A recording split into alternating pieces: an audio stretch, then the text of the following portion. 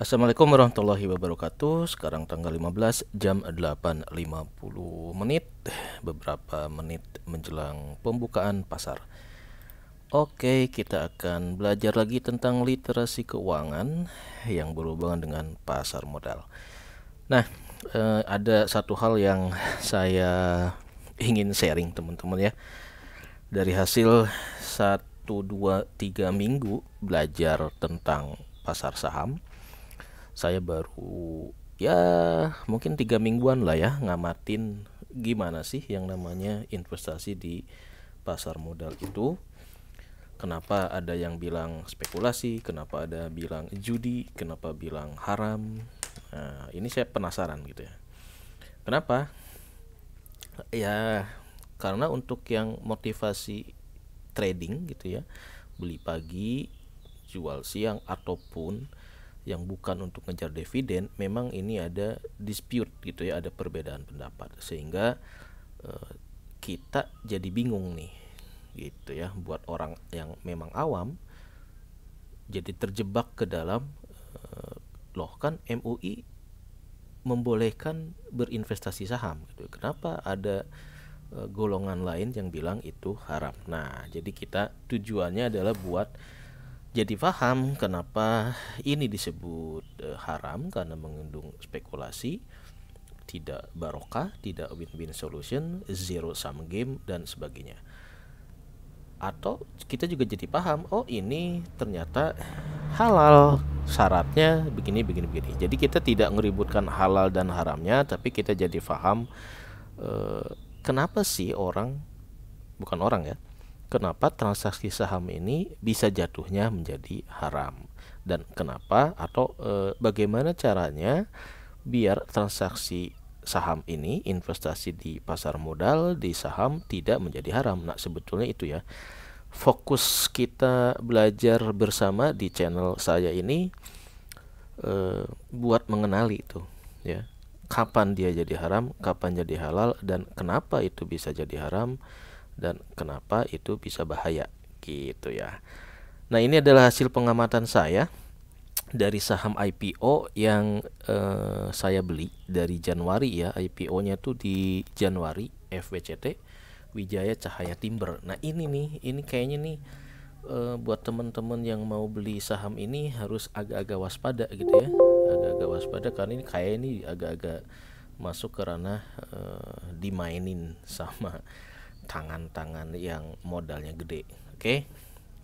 Kenapa kita harus eksplorasi? Karena sebagaimana roadmap yang kita sudah bikin, bahwa untuk project nabung saham biar kita ya dapat gajian dari dividen sih. Ya ini mimpi ya, mimpi, bukan berarti gajian dari dividen itu gampang, tapi inilah cara kita belajar, gaya saya belajar atau cara saya buat menghindari tuduhan main saham yang tidak halal gitu. Begitu ya. Jadi kita cari jalan tengah gitu ya. Yang penting kita jadi paham, jadi sama-sama tahu bahayanya naruh duit di saham. Itu sih sebetulnya ya. Yang harus kita hindari itu adalah ketika kita investasi di saham, kita harus jadi ngerti gimana sih pasar saham itu bermain. Karena kenapa? Pasar modal, pasar saham itu ibarat warteg ya, tapi dia menyediakan makanan yang halal dan makanan yang haram. Kita duduk satu meja dengan yang doyan makan babi, ibaratnya begitu. Maka kalau kita nggak ngerti, ya kita bakal kena makanan yang haram juga gitu ya. Jangan sampai kita ke bawah. Kenapa? Karena piringnya, alat masaknya ternyata di dapur yang sama. Nah, itu yang nggak bisa dipisahkan sebetulnya. Yang harus kita sadari bahwa memang investasi di pasar modal ya ada sesuatu yang harus kita eksplorasi lebih dalam. Harus ada effort ya, belajar gitu ya. Intinya belajar, berpikir, dan beraksi. Baca prospektusnya biar nggak dituduh nebak-nebak angka, main grafik, dan segala macamnya. Oke, kenapa sih nih judulnya waspadai jebakan ARB di saham Wijaya Cahaya Timber ya, FWCT nih. Karena ini adalah figur di tanggal 14 kemarin ya. Ini grafik dari transaksi harian nih di minggu ketiga berarti ya. Di minggu ketiga di hari Senin, Selasa, ini harganya nih lihat nih trennya ada di keatasin, habis itu tiba-tiba dibanting ke bawah, di ARB kan sampai dia di lock di angka 134. Nah, ini konsekuensinya apa nih? Ini bahayanya apa nih? Kalau Anda pegang saham yang sama satu pihak ya, yang menguasai transaksi, punya kekuatan yang gede, dananya bisa mempermainkan harga dengan sesuka-sukanya dengan melalui auto reject bawah ini. Ya, karena ARB ini menjadi senjata pemusnah harapan para investor culun gitu ya. Kalau yang cuma main lihat-lihat grafik nggak berpedoman kepada fundamental, ini bisa kena gitu ya. Kenapa bisa kena? Nanti kita eksplor. Nah, karena dengan ARB ini paginya untung, siang hari bisa jadi super buntung. Nah, ini kenapa pagi bisa untung? Karena misalkan gini, ketika saya beli FWCT di harga IPO yang di 118, maka ketika posisi naik untung dong ya. Ketika pagi harinya karena di sini di 152. Tapi tiba-tiba ketika sore hari jadi turun. Nah, ini kalau harganya di 118 ketika kita beli IPO masih untung. Tapi kalau ada teman-teman yang beli di saat pucuk di sini nih, nyangkuters katanya ya, malah bisa jadi untung.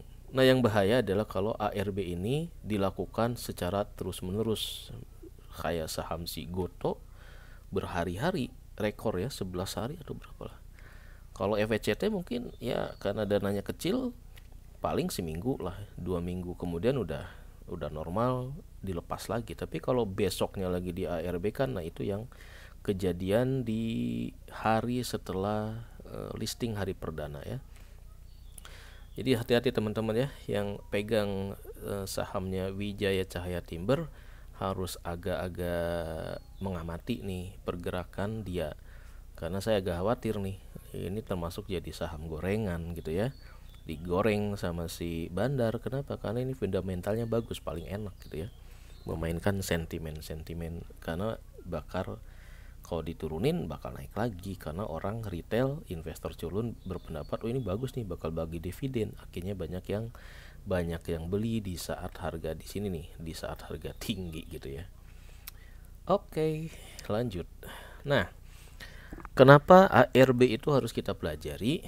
Karena ini nanti kaitannya ke sini ya, bahwa investasi di saham itu selain ada keuntungan, tapi nih ada kekurangannya nih. Ya, risiko yang tinggi ini yang nanti tercermin dari adanya aksi ARB itu. Kalau untung sih nggak usah dibahas ya, udah enak lah untung mah gitu. Yang jadi masalah dari sini nih, di sisi kekurangan nih ya. Jadi literasi keuangan kita tentang ilmu dan resikonya, khususnya ya resiko nanam saham di pasar modal, ini harus diupdate tiap hari dengan ya belajar kepada para senior, para mentor, para master. Jangan sampai salah belajar, jangan sampai salah ikut grup saham ya. Kenapa? Karena orang yang gaul dengan pandai besi bakal kecipratan bau pandai besi tuh ya. Kayak si Sambo tuh, anak buahnya kecipratan jadi salah gitu ya. Jangan sampai kita apes bergabung dengan orang-orang yang belajar sahamnya salah.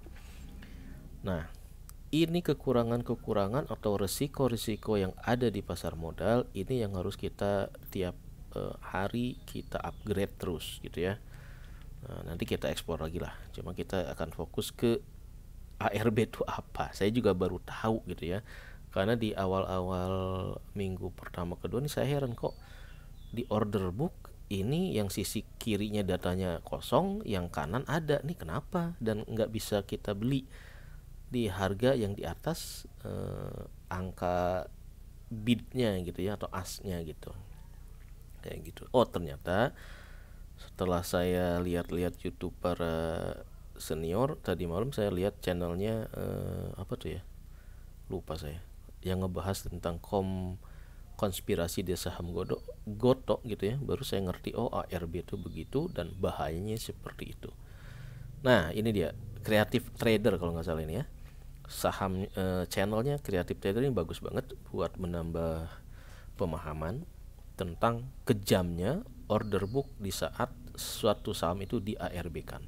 Ini contohnya nih si Goto ya, nih ARB itu seperti ini teman-teman ya, auto reject bawah berarti posisinya adalah ada satu pihak yang menjual dalam jumlah yang melebihi kemampuan kaum retail culun itu nih ya. Nih, ini saham Goto yang dijual sebanyak 137 juta lot. Nah, dipatok di harga ini sehingga retail yang akan menjual di harga yang lebih tinggi ataupun lebih rendah ini nggak bisa. Kenapa? Karena pasar ini harus menyerap dulu nih, harus ngabisin jatah satu pihak ini yang 130 juta saham. Nah, ternyata ini teknik bandar ataupun pihak-pihak meng-ARB-kan ya. Nah, dampaknya apa sih? Nah, dampaknya ini bakal mempengaruhi psikologis si investor retail. Kenapa? Karena dia nggak bisa jual gitu ya. Transaksinya ini menjadi searah ya.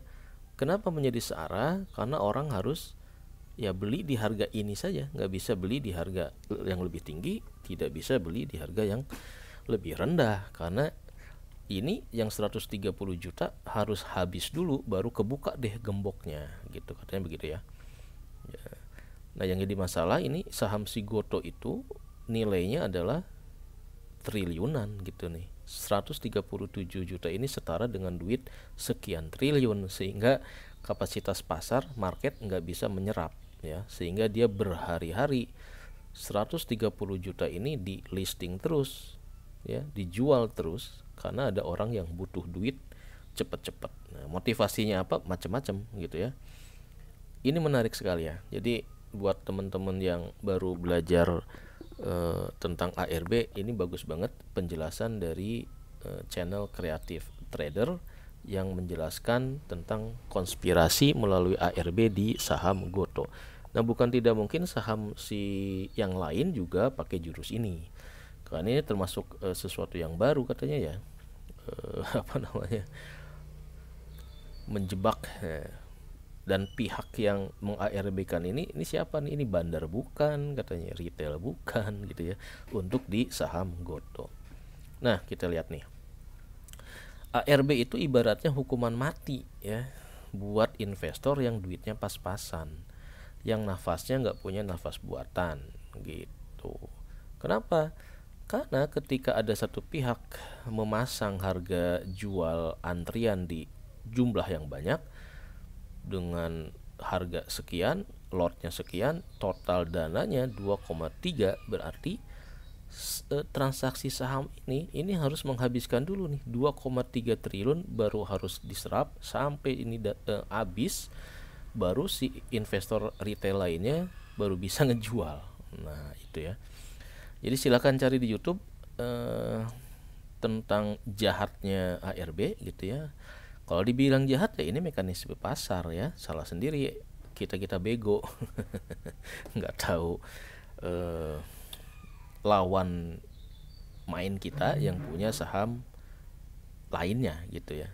Kita ya bego beli saham yang ternyata ada kepentingan pemegang saham mayoritas lain yang juga mau exit gitu ya dari saham itu.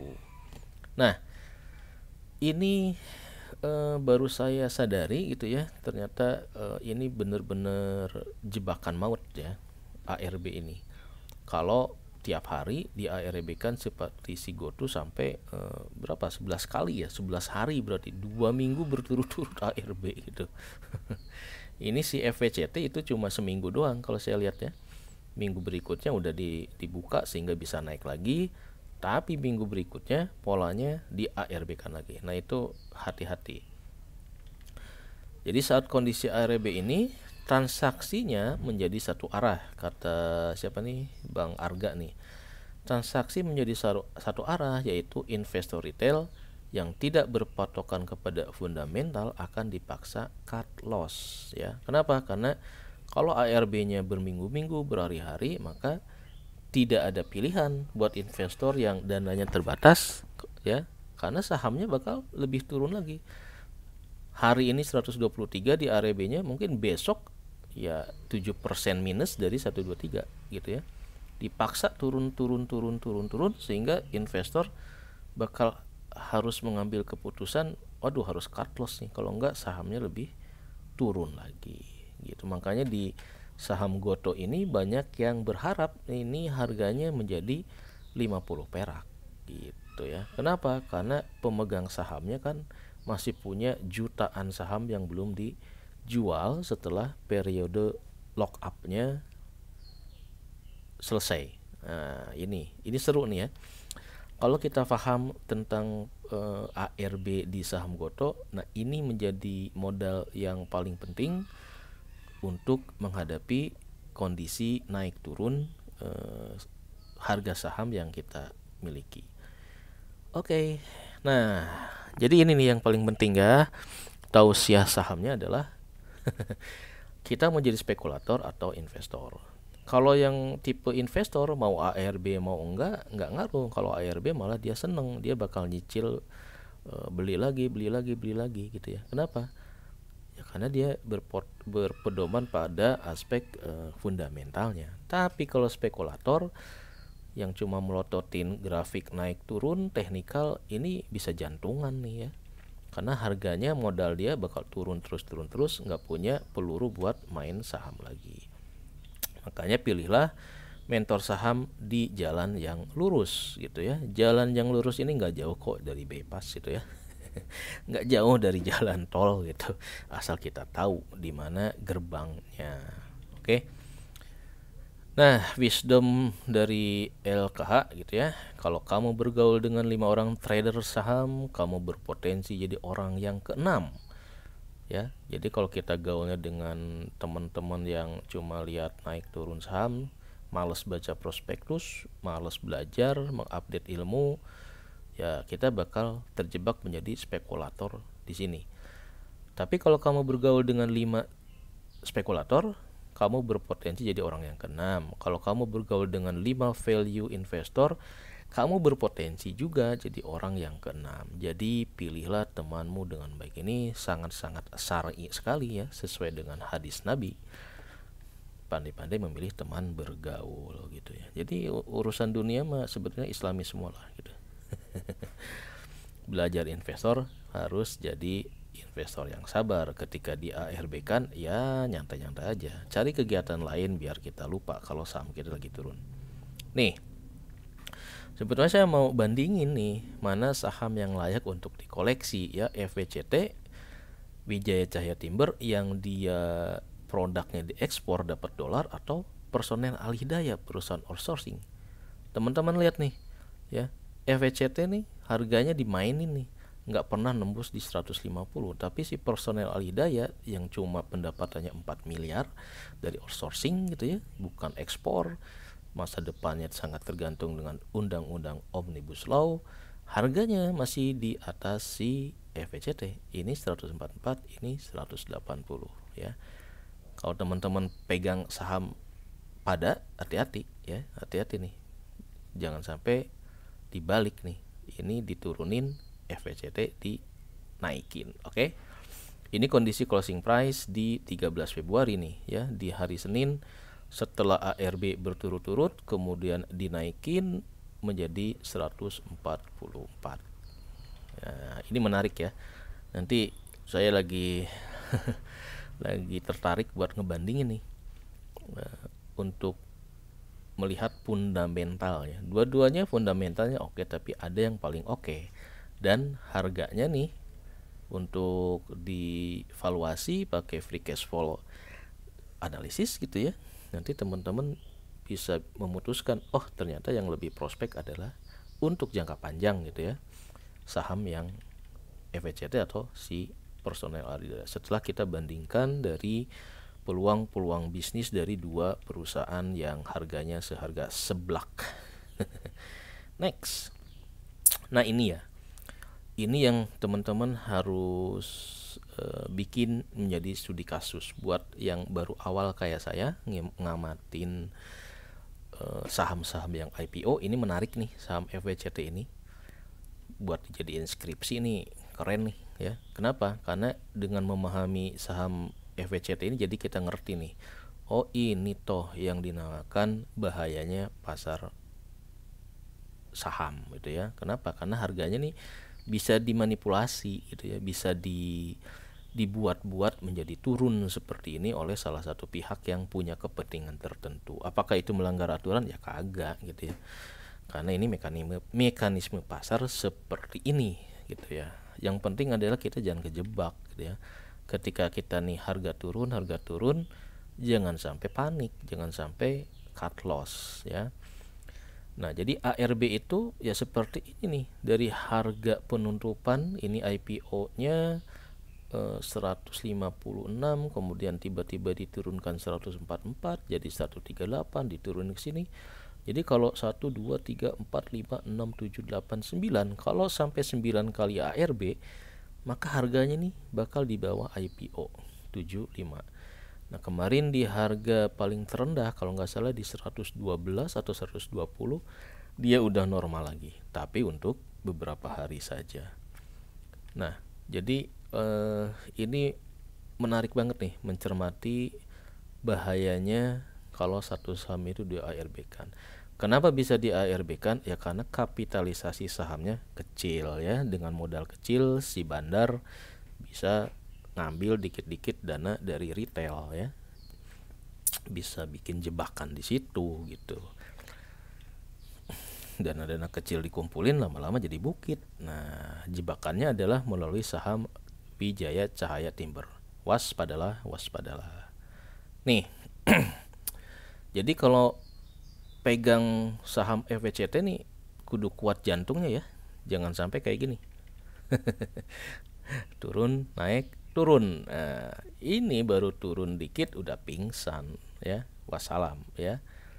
Ini bener banget nih ya, nasihat-nasihat pesan moral dari Duito dari kartunya investasi saham ini bagus banget ya kalau rajin mengamati kartun-kartun ini nih, relevan banget nih dengan kejadian si FWCT ini. Jadi di sini setelah periode ARB di minggu pertamanya dilepas, dia naik. Habis itu nongol deh ARB periode kedua, yaitu di minggu ketiga ya. Jadi kelihatannya satu minggu diturunin, satu minggunya dilepasin, nanti dijebak lagi di minggu ketiga nih gitu ya. Hati-hati teman-teman ya. Nah, lihat nih, kalau kita fokus jadi spekulan, capital gain, short term, di mana halal dan haramnya itu dispute nih, teman-teman bisa lihat nih kondisi di minggu pertama saya pegang si FWCT sampai minus segini. Kemudian di minggu ketiganya tiba-tiba plus ya. Tiba-tiba turun lagi. Padahal saya nggak ngapa-ngapain gitu ya.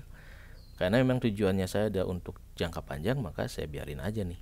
Tapi dari sini ya lihat nih, dana kita bisa hilang segini kalau kita panik gitu ya. Atau kita bisa juga lepas gitu ya. Ya itu tergantung dari tipikal gaya kita bermain ya. Harusnya yang ideal ya silahkan kalau mau nyari capital gain bisa dilepas dulu ya. Cuma kan pertanyaannya, kalau saya untung nih, ini duit siapa yang saya makan ya. Kalau saya jual rugi berarti yang dapat keuntungan dari kerugian saya kan gitu kan. Disinilah yang disebut zero sum game ya. Main saham itu keberkahannya tanda tanya kalau motivasinya adalah capital gain. Makanya yang paling aman adalah memang nyari dividen. Bakal keberkahannya dijamin, dua belah pihak dapat. Tapi kalau dari capital short term seperti ini ya, sahamnya sama, saya rugi, Anda kaya, saya untung, ente yang buntung. Jadi seperti ini. Nah, ini yang masih ngegantung ya, untuk yang main capital gain, yang tujuannya capital gain. Ini mungkin tipis tebelnya iman ya. Kalau Anda muslim bisa ya merenung lah gitu ya. Seandainya misalkan saya dulu di posisi minus 26 ini jual, berarti Anda yang beli ya take profit, Anda dapat untung dari kerugian saya gitu kan. Tapi kalau saya yang beli dapat untung 11 juta, berarti saya untung dari kerugian Anda. Itu yang disebut orang sebagai zero sum game. Ya kita fair-fair aja bahwa inilah yang disebut sebagai pasar saham tuh ya seperti ini.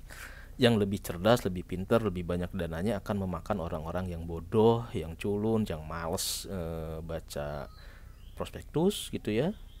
Tapi dia punya adrenalin tinggi ngelihat grafik-grafik judi. Ya kayak judi memang.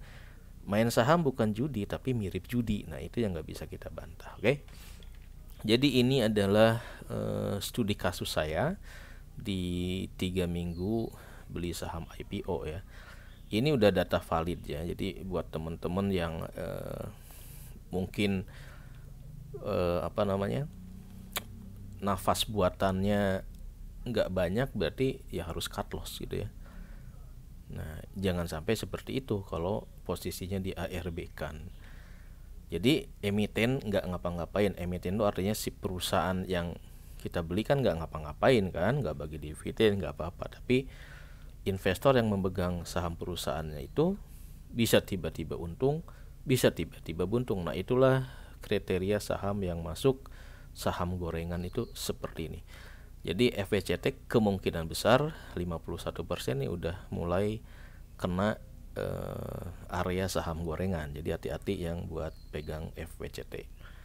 Nah, jadi kita di sini nih ya, setelah order IPO saya lagi ngamatin di sini apakah FWCT ini masuk ke dalam saham yang digoreng-goreng atau tidak. Oh, ternyata nih ada potensi dari data yang saya miliki FWCT ini digoreng melalui ARB. Hati-hati teman-teman ya.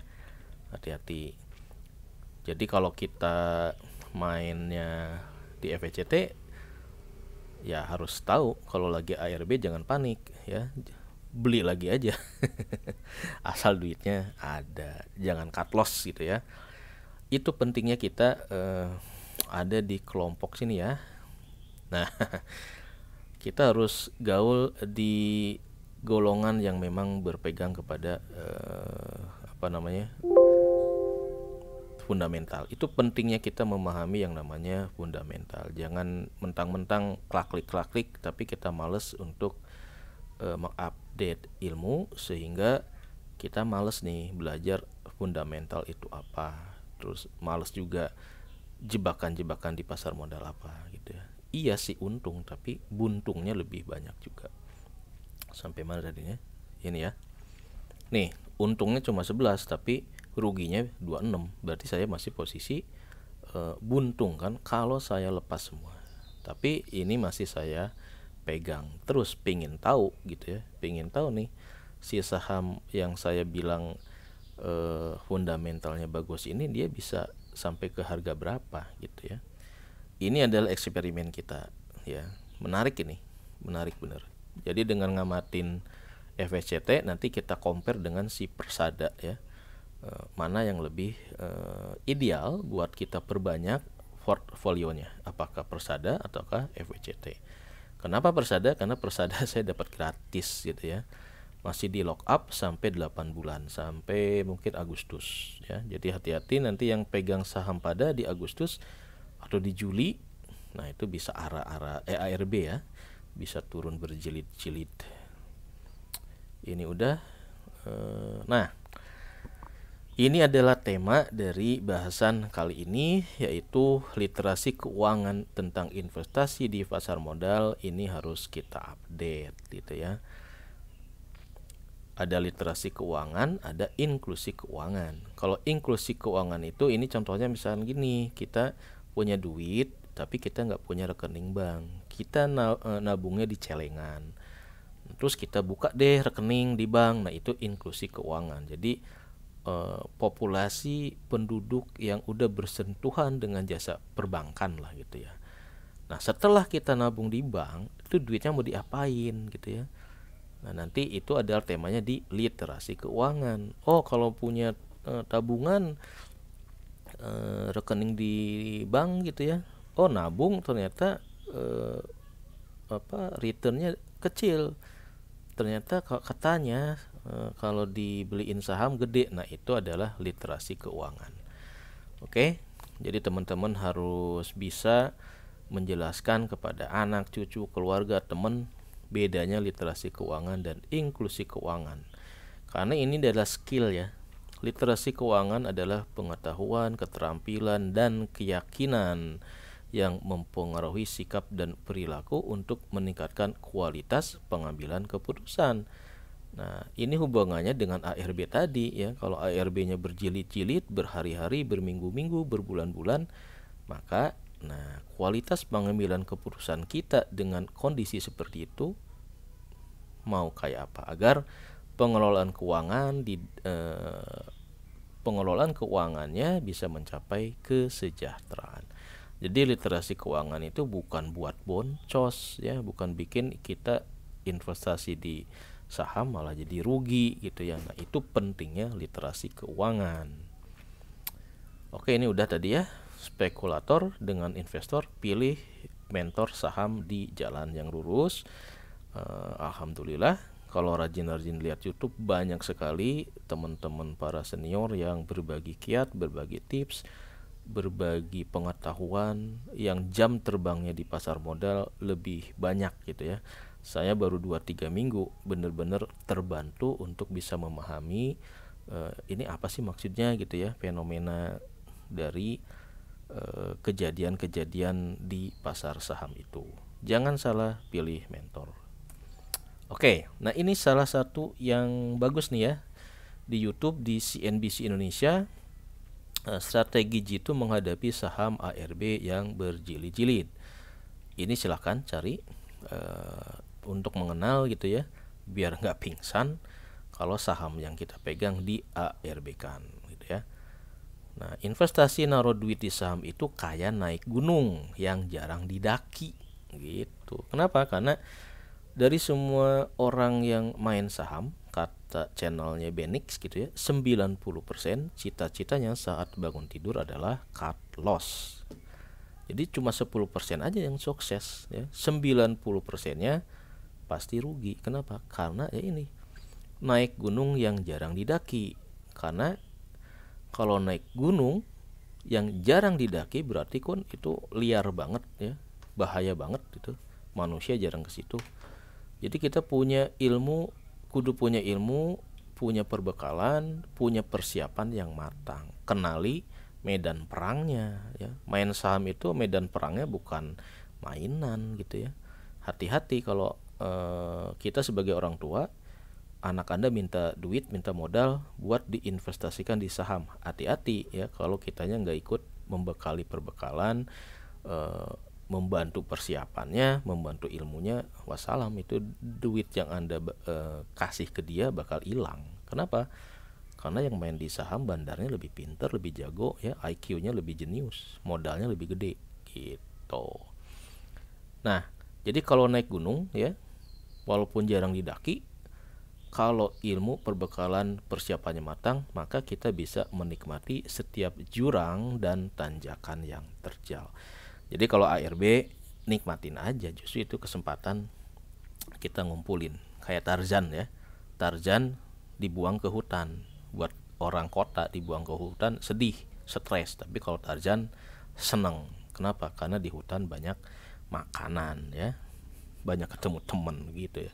Jadi ketika kondisi ARB, nah mental kita harus di mode on-nya jadi mental Tarzan. Oke, ini apa nih? Oke, kira-kira itu ya. Bahasan selanjutnya kita akan review detail ini ya, membandingkan saham Personal Alihidayah dengan si